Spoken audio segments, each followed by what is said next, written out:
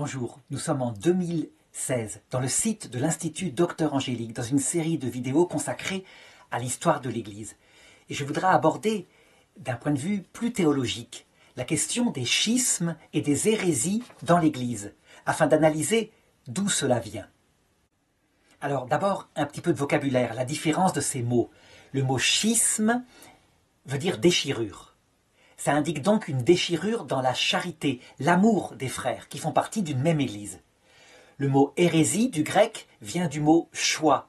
Ça veut dire que quelqu'un, intellectuellement, choisit d'exalter tel point de la théologie, quitte à écraser d'autres vérités qui pourraient le compléter.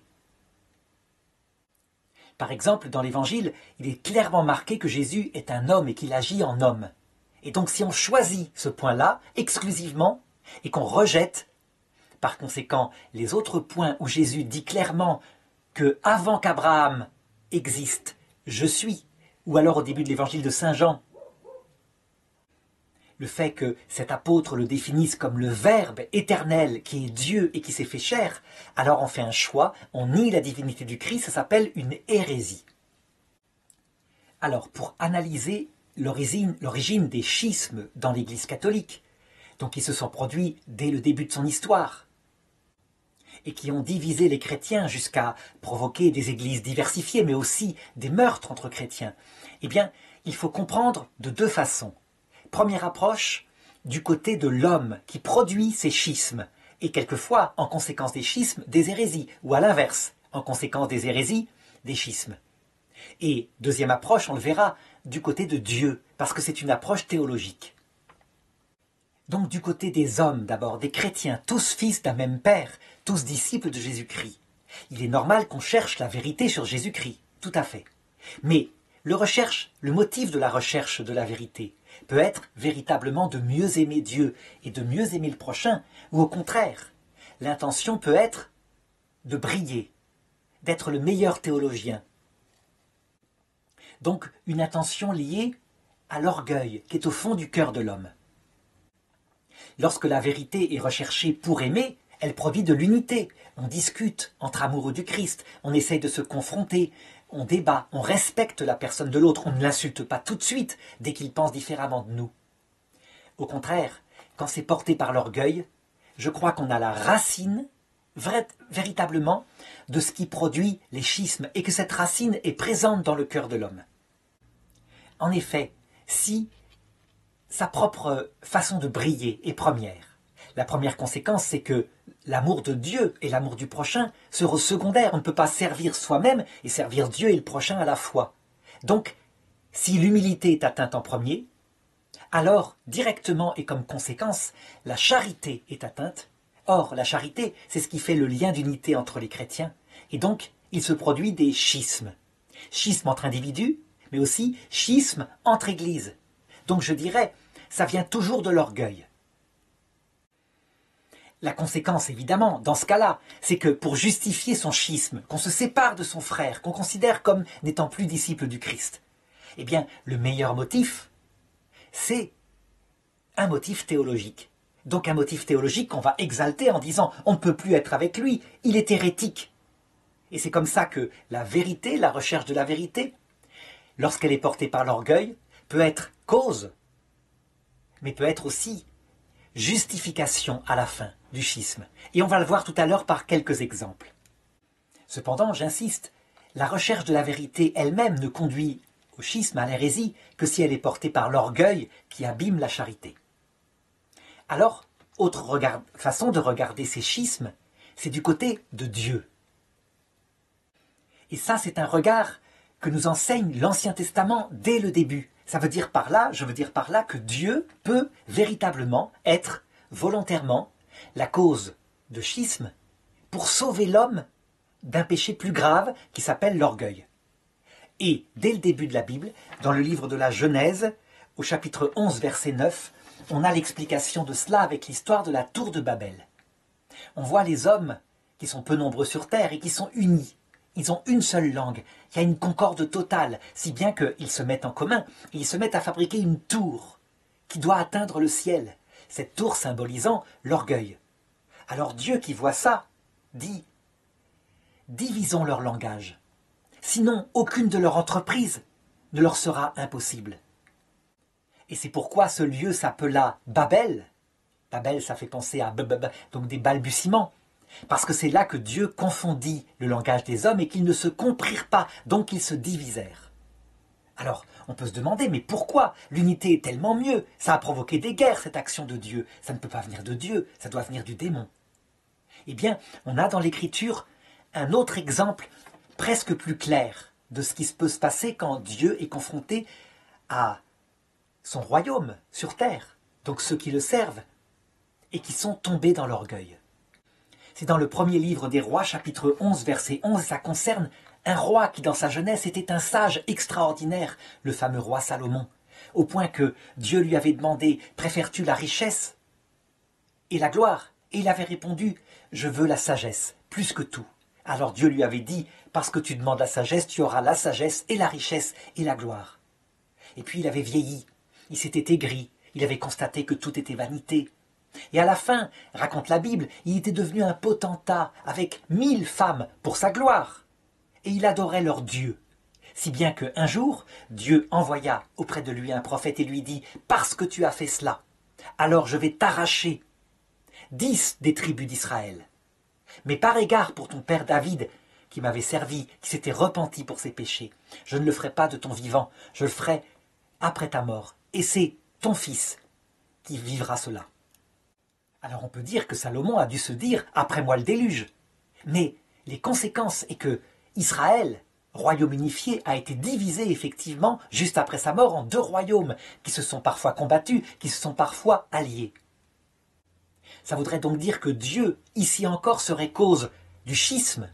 Ce schisme dans un royaume terrestre, mais qui symbolisera la future Église, donc le royaume de Dieu sur terre.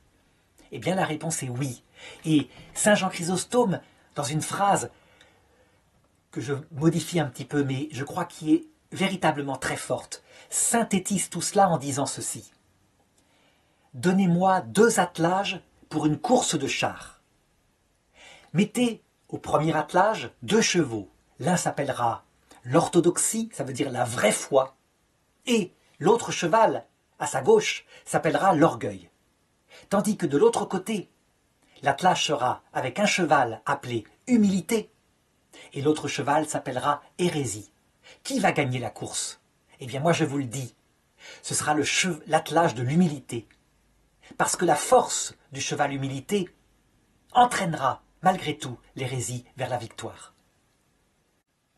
Ça veut dire quoi ceci? Eh bien que aux yeux de Dieu, le péché qui met en danger véritablement les âmes, y compris dans son royaume, le royaume de Dieu qui s'appelle l'Église, c'est l'orgueil. Et donc, quelquefois, pour casser l'orgueil des orgueilleux, les renverser de leur trône, comme dit la Sainte Vierge dans l'Évangile selon saint Luc, dans le Magnificat, et pour les sauver, parce que c'est le but, il ne veut pas perdre le pécheur mais le sauver, eh bien Dieu préférera le schisme à l'unité. Et nous qui sommes sur terre, allons prier pour l'unité des chrétiens.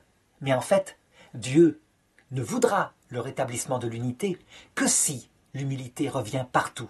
Sinon, l'unité elle-même sur terre devient source de perdition, parce que nous sommes sur terre comme sur la tour de Babel.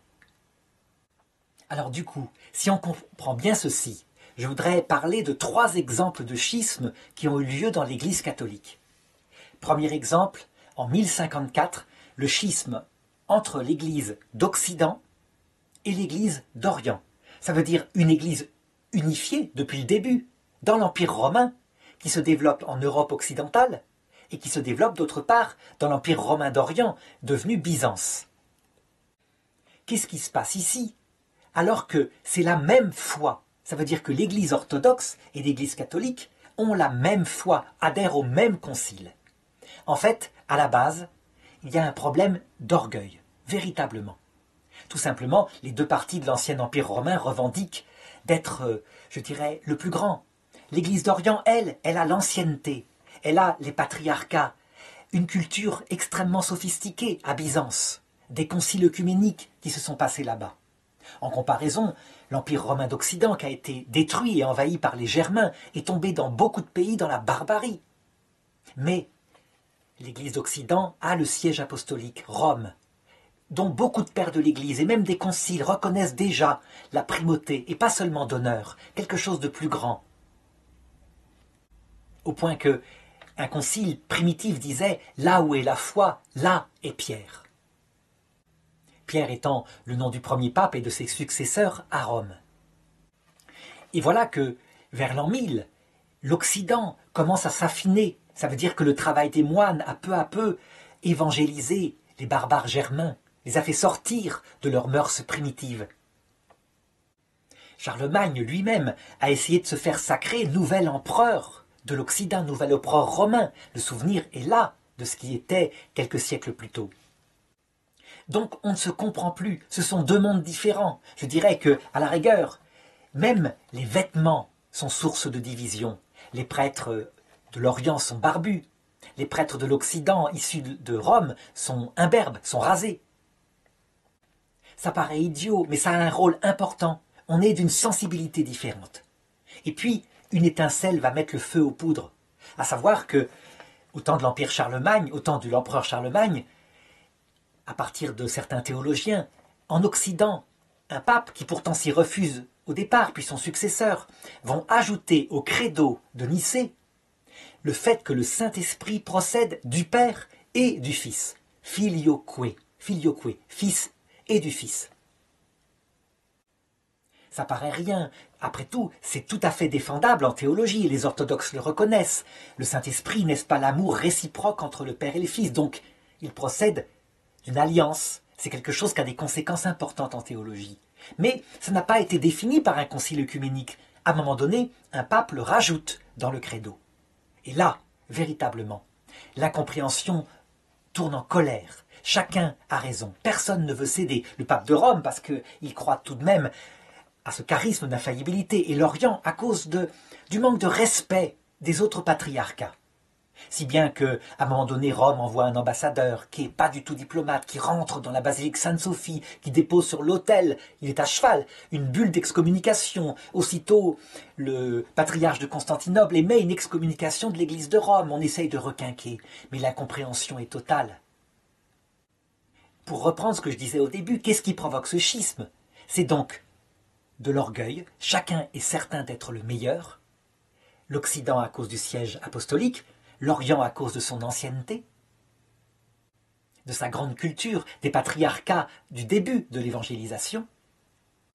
Du coup, fondé sur cet orgueil, on ne se comprend plus, on ne s'aime plus, la charité est atteinte, et le moindre prétexte divise. Seulement, cette division, pour qu'elle dure jusqu'à maintenant, donc depuis 1000 ans, il lui faut un prétexte. Et les prétextes seront les prétextes théologiques. On est quand même entre gens cultivés. Il faut donc que, théologiquement, on puisse justifier qu'on est séparé de l'autre. Il y a donc le filioque, et puis ensuite l'Église latine continue son cheminement avec l'infaillibilité pontificale et définit d'autres dogmes. Et parfois, certains dogmes qui sont crus en Orient par les fidèles, mais qui ne sont pas dans l'Écriture, comme l'Assomption, l'Immaculée Conception.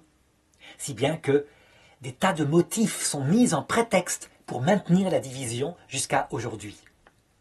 Ainsi, jusqu'à une époque très récente, chaque église traitait l'autre d'hérétique, et puis on s'était excommunié jusqu'à ce que le pape Paul VI, en 1968, lève l'excommunication, et réciproquement le patriarche Athénagoras.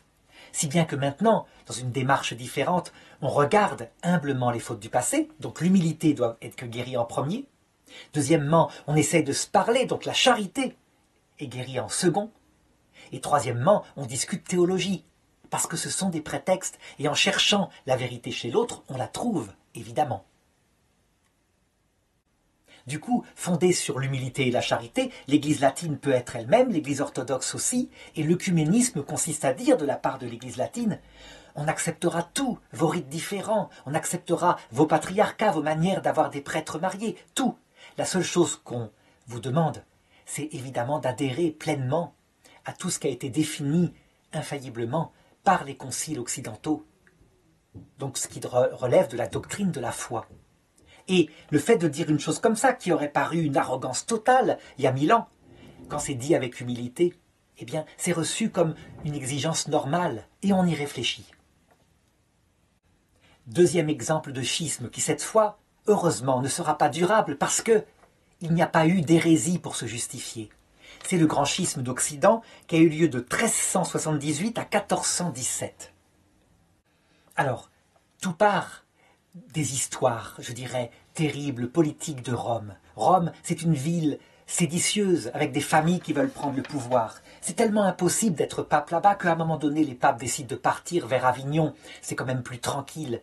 Et après tout, là où est Pierre, là est le siège apostolique. Et puis, dans leur bonne volonté, des saints, comme Sainte Catherine de Sienne, supplient le pape de retourner vers Rome. Et il y en a un qui finit par céder. Il arrive à Rome, il y meurt, arrive l'élection suivante. Et là, sous la pression des familles romaines, un homme est élu pape qui se révèle être un tyran. Ça veut dire que ceux qui ne sont pas de son parti, il va commencer à les persécuter. La plupart des cardinaux s'enfuient, retournent en Avignon, et là décident d'élire un autre pape. On a donc deux papes. Quand on regarde le droit canonique, le premier pape élu sous la pression de la foule romaine, évidemment, n'est pas légitime. Il n'y a pas les conditions de liberté d'un conclave, comme ça se passe actuellement. Et le pape d'Avignon serait le vrai pape. Et donc chacun revendique. Et ce schisme va durer, durer, durer. Les successeurs et les successeurs sont élus. Il y a dans chaque parti, dans chaque pape, des saints canonisés. Catherine de Sienne du côté de Rome, Saint Vincent Ferrier du côté d'Avignon. Et surtout, on constate que ces deux papes, en conflit, en schisme, donc liés à la charité, sont revêtus du charisme d'infaillibilité. Ils ne sortiront pas une seule bêtise théologique. Est-ce que ça veut dire que, justement, parce qu'ils étaient papes et que l'Esprit Saint lui-même s'y perdait, ne savait pas qui était le vrai pape, le charisme promis à Pierre, tu confirmeras tes frères dans la foi et j'ai prié pour que ta foi ne défaille pas, a évité qu'on trouve un prétexte théologique pour faire durer jusqu'à maintenant le schisme. Toujours est-il qu'à un moment donné se réunit une assemblée qui oblige un concile à déposer les deux papes et à en élire un troisième. Le problème, c'est que les trois décident de rester. Donc ça tourne en n'importe quoi. Finalement, ce sera pris en main par les hommes politiques de l'époque et un pape, prédécesseur du pape François actuel, sera mis sur le trône de Pierre, tandis que les autres seront marginalisés, parfois avec des honneurs. Il y en a un qui ne cédera pas, qui jusqu'à sa mort maintiendra qu'il est pape. Il y aura un successeur, mais ils seront de plus en plus isolés, jusqu'à la disparition de leur succession apostolique au XXe siècle. En tout cas, cette histoire manifeste que l'orgueil est dans l'Église.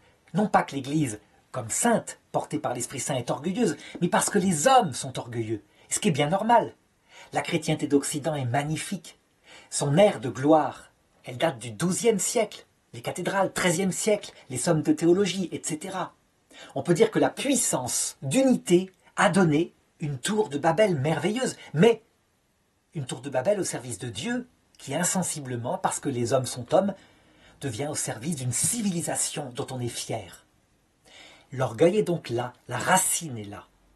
Et donc 100 ans après la fin de ce grand schisme d'Occident, qui se termine en 1417, 100 ans après, en 1517, il va se produire le nouveau grand schisme d'Occident, mais cette fois durable, parce que accompagné de l'hérésie, du choix. Donc regardons ce qui se passe en Allemagne. C'est l'époque de Martin Luther. Au départ, Martin Luther est un religieux absolument sincère. Il est d'ailleurs, je ne vois pas pourquoi je dirais qu'il ne l'est pas resté après. Mais il est catholique. Il est rentré dans un ordre catholique. Il veut la sainteté. Et il réfléchit. Il voit que la perfection, il n'y arrive pas. À savoir qu'il est pécheur. Or, il est convaincu dans la théologie scolastique qu'il fait que s'il mourait par hasard, sans s'être confessé, par surprise, après un péché mortel, il irait en enfer. Et ça l'angoisse profondément. Il y a quelque chose qui ne va pas là-dedans. Quelque chose qui ne va pas avec l'amour de Dieu. Et donc il cherche, et il tombe dans l'Écriture sur une phrase qui lui paraît tout justifiée, tout rassurée. Le juste est sauvé par sa foi. Le juste est pécheur 7 fois par jour, mais il est sauvé par sa foi. Or, Martin Luther, il a la foi. On ne peut pas le nier. Et donc tout d'un coup, il est rassuré. Il se dit, on se trompe en théologie dans l'Église. Ce qui sauve, c'est la foi, et c'est textuellement marqué. Le fait de croire en Dieu prouve qu'on sera sauvé, même si on reste pécheur. Attention, il écrit cela, il ne dit pas par là qu'il faut pécher, et que c'est très bien, on peut faire ce qu'on veut. Non, c'est un homme vertueux. Mais le doute, en tout cas, comme théologien, vient dans sa tête par rapport à ce qu'il croit être la théologie de l'Église. Évidemment, c'est un homme qui est convaincu, et il est dans un milieu orgueilleux, si bien qu'il commence à avoir des ennuis, venant de l'Inquisition en particulier. Certains se méfient de ses thèses.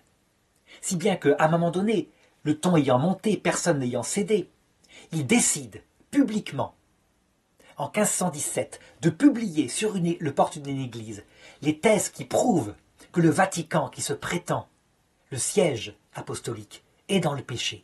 Ce sont les fameuses 95 thèses sur les indulgences. Le fait que les papes, par les indulgences, qui sont comme des permis pour aller au ciel où le péché est pardonné, récoltent de l'argent à travers des prédicateurs itinérants pour construire le Vatican. Tout cela est la marque du péché, de la simonie, et il le dit. Donc si je reprends le mécanisme, on a bien l'orgueil dans l'Église, tout entière, chez les hommes je dirais. Du coup, la charité n'existe plus, c'est la méfiance, mais ça vient aussi bien du côté des latins que du côté de celui qui résiste à l'Inquisition latine. Et enfin, pour justifier de manière noble la séparation, eh bien, la théologie, la vérité qui est manifestée et qui est différente de l'autre vérité. Alors, est-ce qu'on peut dire que, puisque ça vient de l'homme, est-ce qu'on peut dire que, comme dans les cas que cités, ça vient aussi de Dieu? Eh bien, je répondrai oui. L'histoire de Salomon que j'ai racontée au début de cette vidéo est tout à fait applicable ici.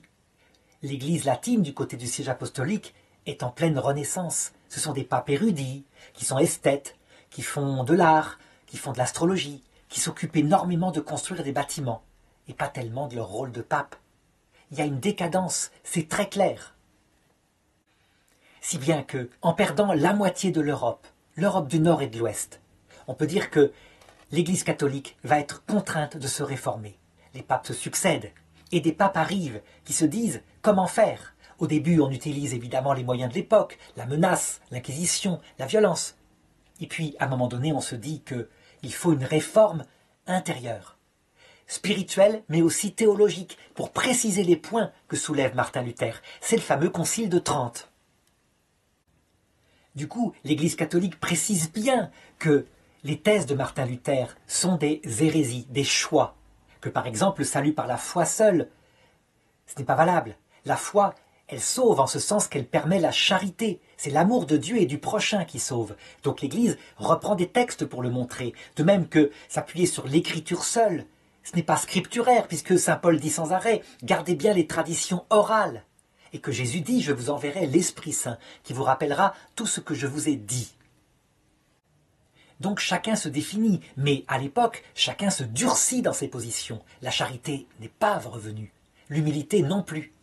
Si bien qu'il y aura les guerres de religion, et ces guerres de religion saliront définitivement, ou pour longtemps en tout cas, les chrétiens, protestants comme catholiques, chacun faisant des pamphlets pour accuser de l'autre de crimes pires que les siens. Ça durera des siècles, et les deux royaumes, Israël et Juda, comme à l'époque du roi Salomon, rivaliseront aussi pour évangéliser, selon leur foi personnelle, si bien que l'évangile se répandra dans le monde entier, en particulier au XIXe siècle. On peut dire que le travail sur l'humilité viendra aussi par la ruine dans ces chrétientés. Ruine due sans doute à d'autres choses que ces chrétientés, mais aussi la maturation qu'elles ont apportée à ces peuples. On peut dire que tous les antichrists, c'est-à-dire les idéologies les plus terribles, comme le capitalisme pur, le communisme, le nazisme, le nationalisme exalté, l'hédonisme, toutes les idéologies sont nées en Europe occidentale. Une chrétienté en fin de course, avec des valeurs chrétiennes qui deviennent folles parce qu'on fait des choix, mais cette fois sans Dieu. Si bien que, à la fin du XXe siècle, l'Église catholique comme l'Église protestante, stupéfaite de ce qui a été vécu par des peuples qu'elle croyait évangéliser depuis si longtemps, accepteront, ces deux églises, de marcher ensemble vers l'humilité, de se parler, donc de faire des actes de charité. C'est ce qu'on appelle l'œcuménisme. Humilité, on écoute la foi de l'autre, Ah, au départ, il y aura des dérives. On écoute la foi de l'autre, puis on veut tellement aimer l'autre qu'on renonce à sa foi. Non, non. On écoute la foi de l'autre en conscience, en défendant sa vérité. Mais on s'aime, on dialogue. Et à ce moment-là, on peut chercher ensemble la vérité, discuter humblement. Et si l'autre n'adhère pas à notre vérité, eh bien, il est disciple du Christ tout de même. Et donc, il a, de toute façon, des semences de la vérité, des richesses qui viennent du Christ. Ça va être l'attitude de l'Église avec Vatican II. Et elle va l'élargir aussi aux religions non chrétiennes, en reconnaissant chez ces religions non chrétiennes des semences de la vérité aussi. Mais évidemment qui ne sauvent pas, alors que dans le protestantisme, il y a des vérités qui donnent le salut puisque le Christ est aimé. Mais, continue d'affirmer l'Église catholique, des pans entiers de la révélation ont été perdus à l'époque de Martin Luther, comme par exemple le fait que le seul Rédempteur, Jésus-Christ, la première chose qu'il fait pour ceux qui l'ont aimé dans l'humilité, c'est d'en faire des rédempteurs au ciel, des co-rédempteurs avec lui. Il en fait des rois, des prêtres, et donc il leur confie véritablement la mission qui vient de lui seul. C'est ce qu'on appelle la communion des saints. C'est pourquoi les catholiques et les orthodoxes, fidèles à la foi des apôtres, prient les saints et les anges, parce qu'ils savent qu'avec Jésus, au ciel, ils forment une seule Église. Donc actuellement, l'Église catholique maintient que les protestantismes très divisés sont tous du côté ou d'un côté ou d'une autre des choix hérésein en grec, mais que véritablement ils possèdent l'essentiel qui sauve, à savoir le Christ, vrai Dieu fait homme, qui donne sa grâce.